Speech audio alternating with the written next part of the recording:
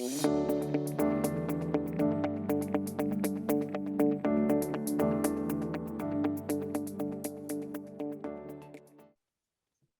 good morning, everyone. My name is Chris-Beth Cowie, the founder of Empowered Facts and the host of BizGrams.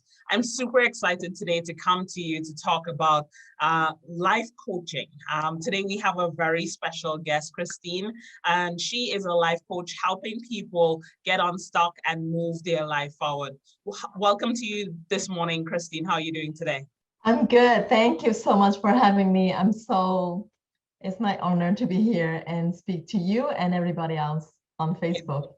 That's awesome. Before we get started, I just want to pay homage to the indigenous people who have been here before us, those that have been here before us, those that are here, and those that have yet to come. We have the privilege of working on these lands, and I'm super excited to be standing in solidarity with the community as they build and move forward as well. So Christine, tell us a little bit about your entrepreneurial journey and what has brought you to this place.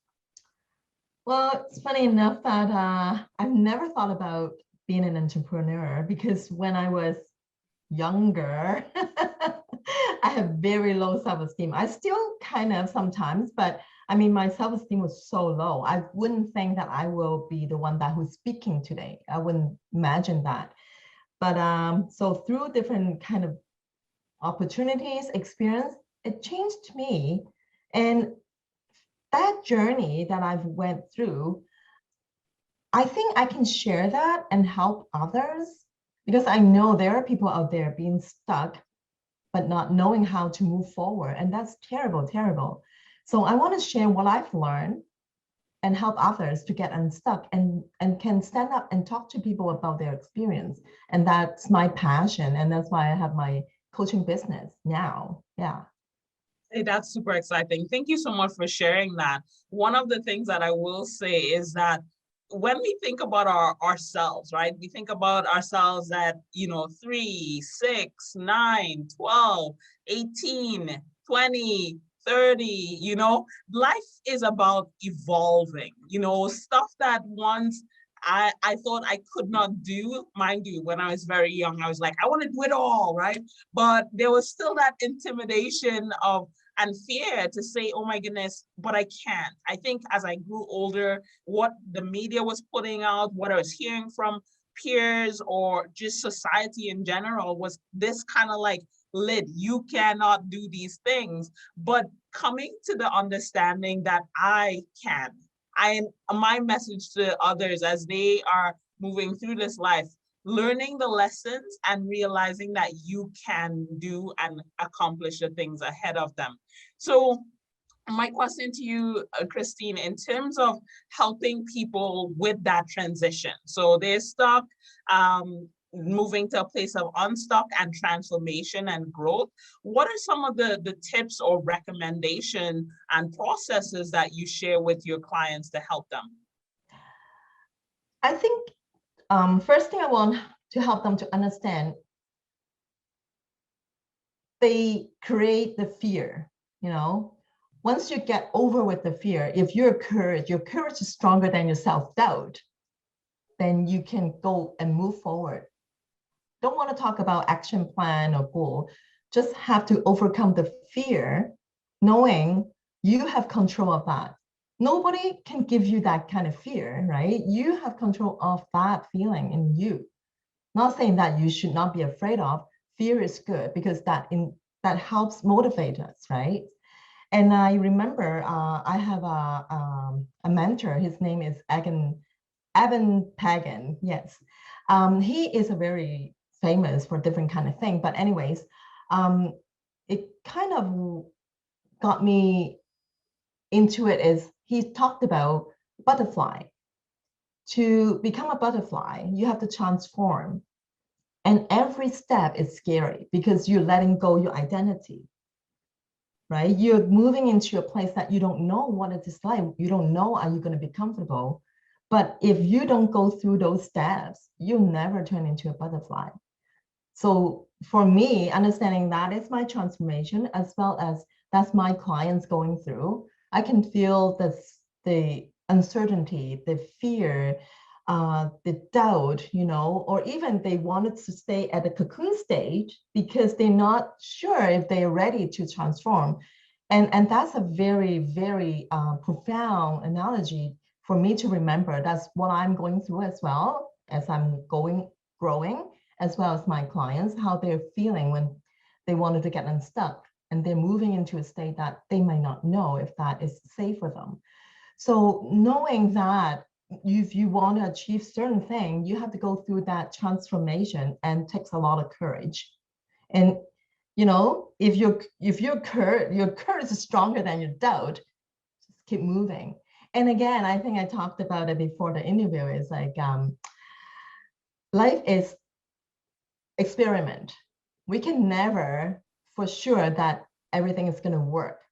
You might think that works now, it might not work in the future. So it's always look at it as not a failure, is experiment. Okay, I tried. Okay, what worked? What didn't work? And then how am I going to evolve and grow from here? And I think that's the general foundation, the groundwork, that the mindset has to be there in order for me to help them to get unstuck. Yeah. I love it. And I want to say I love the butterfly journey and transformation, but to use it from the perspective of talking about identity, that hit me really hard. And just really thinking each stage, that caterpillar, from the larva to the caterpillar to the cocoon to the butterfly, it's like a new identity is formed. And yes, that may be carried through that butterfly's life, but it evolves, it changes. And it is that kind of mindset, as you talked about, that is required to understand that change is inevitable. And so if the change is true, what role are you willing to commit to as you're navigating this space? You talk about fear. My goodness, I can tell you I've been crippled, gripped by fear, but one of my mentors gave me the analogy is fear is false evidence appearing real.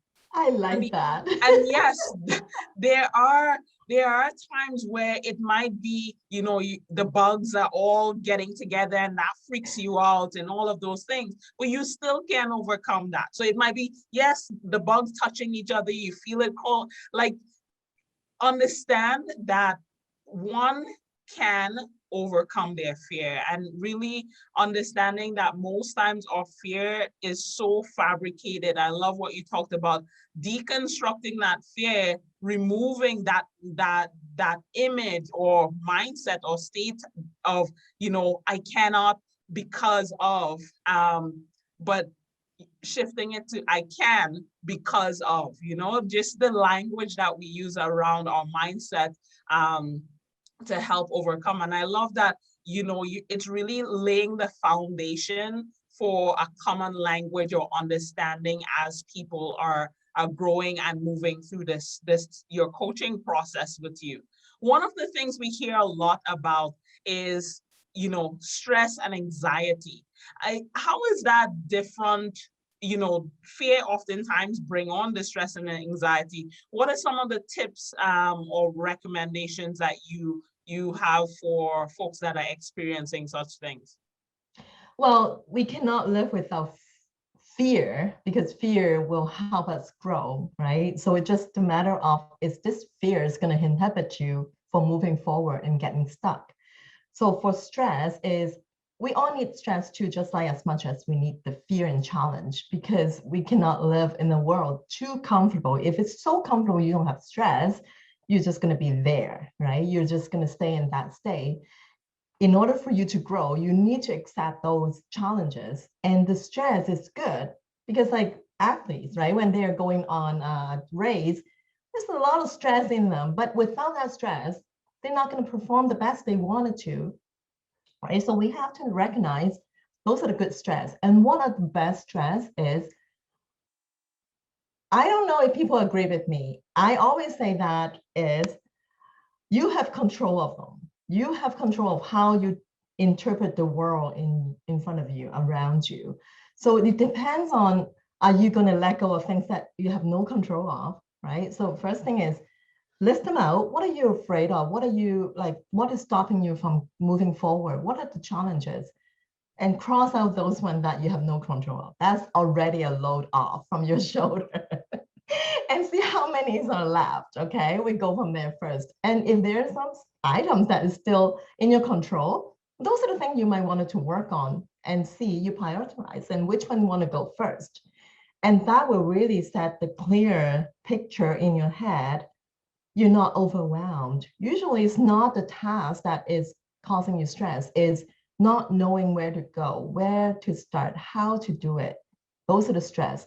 Once that the one that is not in your control is out of the way, I'm sure there was not too many left, but even though there are, of course there will be, then think about which one we want to go first and then go from one and up, one and after other. Because I mean, like they kind of like related. And using the 5 whys exercise I always tell people to do is like the golden circle that Simon Stress introduced. The why do you want this, right? Say, for example, I have a client, she wants to be a nurse, for example. Okay, well, she's struggling. She didn't have the money for tuition. She didn't have that. She's like, whatever challenges, but she wants to be a nurse. Okay, so use the 5 whys.